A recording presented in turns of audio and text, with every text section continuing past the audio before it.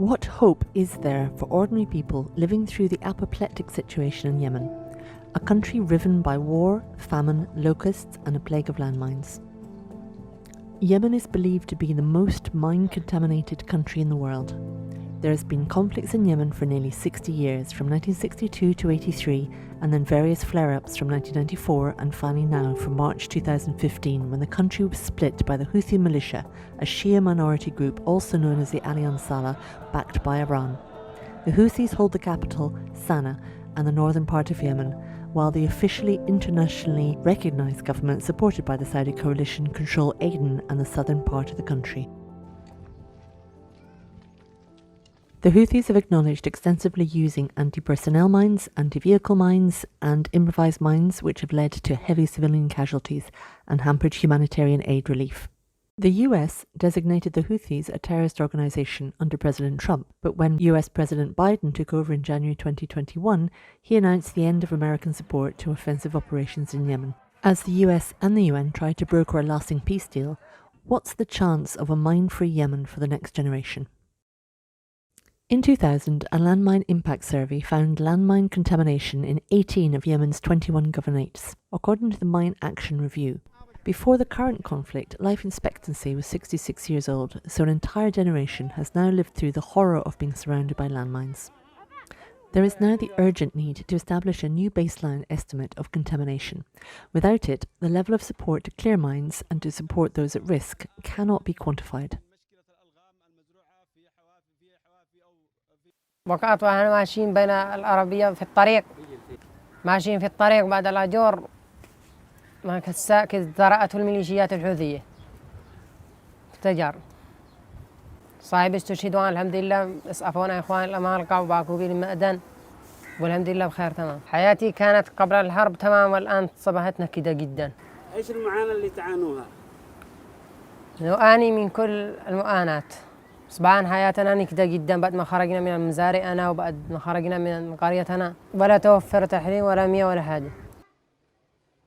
Jalal Abdullah Isa is one of the thousands of civilian victims of mines in Yemen, yet another casualty of a conflict that has left Yemen to be described as the world's worst humanitarian crisis.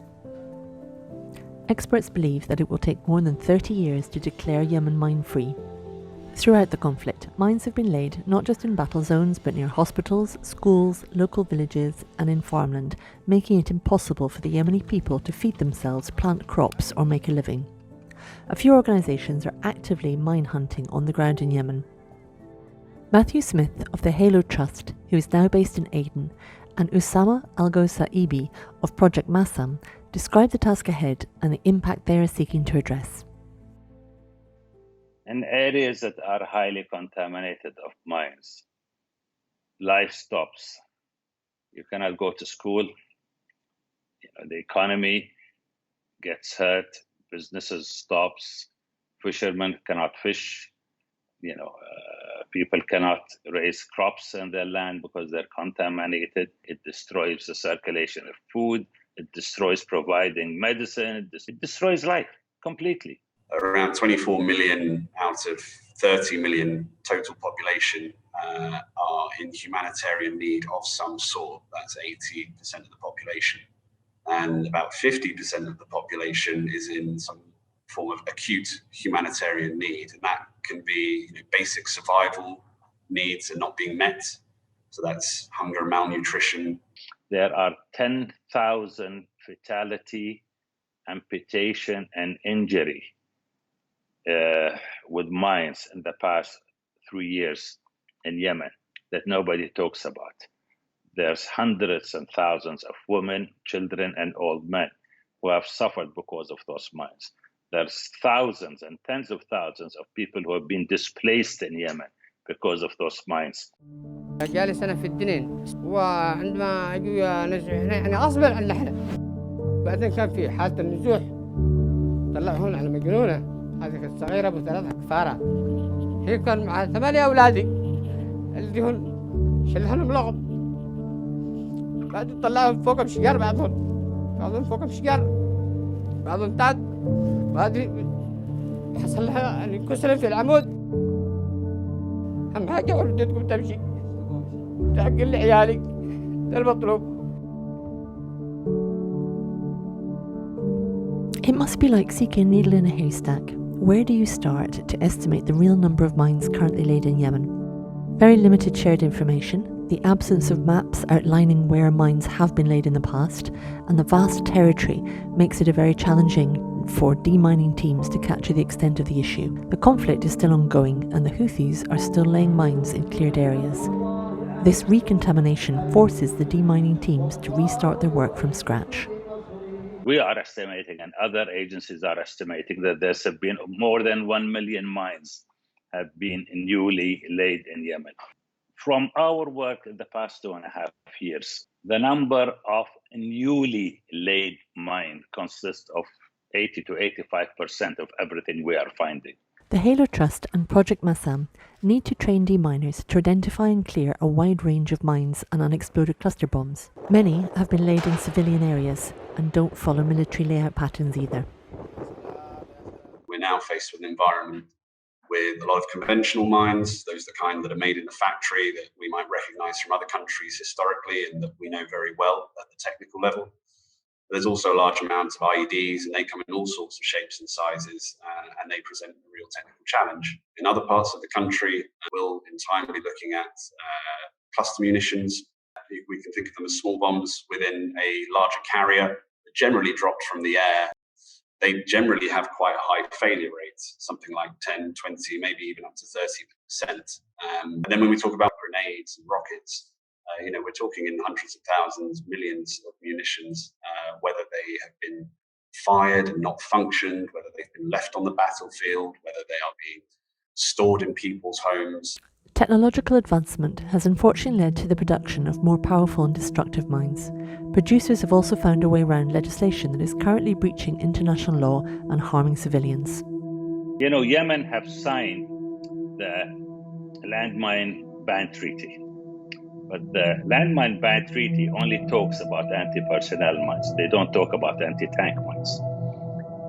But what happened in Yemen and what happened through al-Houthi militia, now I'm going to specify it, is that they took those anti-tank mines and with the use of pressure plates have reduced the pressure needed to detonate those mines from 100 kilograms and above to less than 10 kilograms. So basically, they have turned an anti-tank mine into an anti-personnel mine. That means it can be detonated by the child walking across that pressure plate. This is a crime. It is against all international treaties. You cannot use an anti-tank mine, turn it into an anti-personnel mine in civilian areas. According to the United Nations, some components for the Houthi mines originate in Iran, which is in violation of the UN Security Council resolutions. A report by Conflict Armament Research found that mines are mass-produced by Houthi forces on a scale only previously achieved by Islamic State in Iraq and Syria. The only entity that's laying mines in Yemen is al-Houthi, and full stop. There's no other entity that is manufacturing locally made mines. And what we're finding today are locally made mines. And it has been proven that the only entity that is manufacturing those type of mines is al-Houthi militia. And if I want to add that with proper experts and aid from another neighboring or regional country, which you can call Iran, we know for a fact that half of those items or more are not made in Yemen. They're being imported into Yemen, or I use another word, they've been smuggled in Yemen and used on those rock mines and IEDs. Unfortunately, as conflicts continue and people become more skilled and more experienced in the construction of these devices, the more sophisticated they get, and there's a lot of transfer of technology, knowledge, skill around the region, and not solely from Iran and for Houthi forces, but for others as well. There's certainly a lot of knowledge exchange that goes on. We've seen adapted Hungarian mines with components that have been bought from China. So there's a big range of precursor sources to these mines. When potentially 85% of mines are newly laid, Where do the demining teams start? We're just doing a non-technical approach, which means interviewing people, looking at maps. Really, your primary source of information in that sense is just speaking to the local people. These people have lived around the area, they've seen the accidents occur, and maybe these people were victims themselves. We'd look at ground signs, what kind of craters are there, what kind of debris could we see, and what are the nature of the injuries. If I see that somebody has lost a foot, then I might think, okay, that looks like a relatively small mine. That's probably a relatively small anti-personnel mine. And if it's a much larger injury, then we probably think it's generally a larger anti-personnel mine. And in the age of the internet as well, there's quite a lot of open source reporting as well. So there are a number of photos, news articles, other sources of information that we can get openly. These men and women, local men and women, generally from affected communities, being trained to go and survey their own areas, sort of becoming detectives in a way, pulling every source of information they can from local heads of villages, from police, from government sources, from community groups, from other INGOs. The case of Yemen is a little bit different. Even though we do use IMAS standards in our work, we have changed our operation methods of working in Yemen. Our concern today in Yemen is the number of mines, UXOs, and IEDs we can clear, given the time frame we have on the ground in Yemen. So basically, we follow the mines. We call it internally, we call it mine hunting. So we don't have the leisure of the time that in a normal country that has no war, peace, and the time frame to do work in an easier way, let's say. We hit basically the contaminated areas that affect the population immediately. So we hit villages, farmland.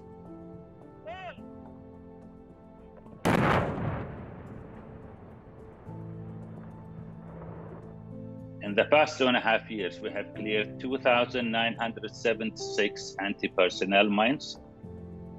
We have cleared 149,740 UXOs, and we have cleared 63,617 anti-tank mines, and we have cleared 5,886 IEDs, which are, rock mines and any other IEDs that we have found over there. So what does it take, other than a lot of bravery, to train and equip a demining expert in Yemen? The equipment itself, on an individual basis, doesn't cost a huge amount. But when we're talking about equipping hundreds of people to do this work, then obviously there's more magnitude to it. With about 6 to 8 weeks of training, we can take just about anybody who shows the right attitude and integrity and willingness to work and turn them into a deminer. We have done this in countries around the world, and it's a great source of employment. There are over 40 active front lines around the Houthi territories. Project Masam and the Halo Trust only work in liberated areas, from Shabwa to Al-Jaf and from Aden to Mareb and Hotaida. They have deployed 70 teams in a mission they call mine hunting. The Halo Trust has been clearing a large munitions dump in Aden to make it safe for the surrounding population. We're currently working in central Aden at the site of a munitions store used by the Yemeni military that unfortunately exploded in 2015, killing dozens of people. We don't know the full number. Munitions storage is somewhat like keeping food in the fridge. You don't want to keep rotten food in the fridge. The UN has taken the lead to broker access to the decomposing FSO Safer Fuel tanker, which was abandoned in the busy shipping lanes close to Aden in 2015 at the beginning of the war. It is surrounded by mines and it holds 1.1 million barrels of crude oil. That vessel is a converted vessel, has not had any maintenance in some years and now poses a very severe hazard and could potentially release millions of barrels of oil. certainly in the hundreds of thousands, barrels of oil, and that would be an environmental disaster that exceeds the Exxon Valdez. Unfortunately, that area has also been mined because it is viewed as an area of strategic importance to both sides. I certainly won't get into the politics of it now, but we certainly expect to find a lot of mine laying in that area because of its strategic importance. We are seeing reports of a number of sea mines that have washed up on the shore. Concerns are also rising over the clashes in Mareb. The Houthi rebels are leading an offensive in this province, which is considered the last northern stronghold of the internationally recognised government. Project Masam believes it's becoming the new Al-Jaf. We have an area in Al-Jaf that has been cleared now, or we're clearing it now for the third time. Whenever there is an existing conflict or Al-Houthi advance in Al-Jaf, and we have to pull our teams back whenever there is an advancement there. Whenever our teams go back to that area again because the Houthi withdrew from the area, then we're finding new mines that has been laid in areas that has already been cleared. Al-Houthi militia does have the tendency to mine every area they have advanced to, and before they withdraw from that area, they do mine that area. Marib now is the concentration of Al-Houthi attack. Marib has stood against Al-Houthi from the day this conflict started. And Al-Houthi has been desperate over the years now to, enter Marib. And he has not succeeded. I don't think he will succeed, but the cost is going to be high. Now, same thing probably will happen in Marib, just like happened in Al-Jaf with the conflict going. There have been thousands of people who've been displaced now in Marib. And there's an advancement and there's a withdrawal. Whenever there's a withdrawal, I guarantee you, there will be new mines in that area. The Yemeni people need peace. They need safe soil to plant crops, to walk to school, and to rebuild shattered homes. If they are to have this future, then mine clearance operations will be an investment that the international community will have to continue to make, as there is no local investment available to do this. The UK has recently cut its aid to Yemen by more than a half. Because of the way in which the development budget is configured, it means that very savage cuts on all sorts of bilateral programs, including the program for Yemen, will now have to be made. Otherwise, it won't live within the budget. We are supporting brilliant organisations like the Mine Action Group, MAG. And it is true, I saw for myself when I visited Sada in northern Yemen, the work that was British-led in mine clearance. There was a former British Army major who then was leading it. So it is certainly a role which Britain has performed in the past, and I very much hope we will do so in the future, particularly if we're able to move to any sort of ceasefire and constructive political agreement in Yemen, when the clearance of unexploded munitions and mines will be a very, very important task thereafter.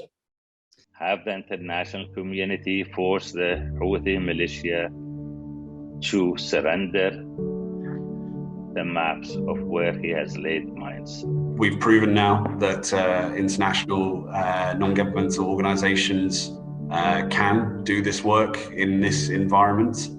So really, we would just appeal to support our work.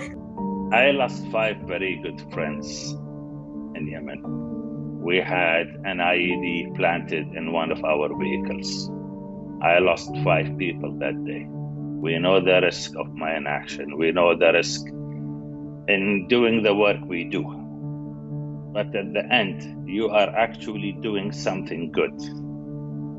You're helping other people live a decent, safe life. It is worth the sacrifice.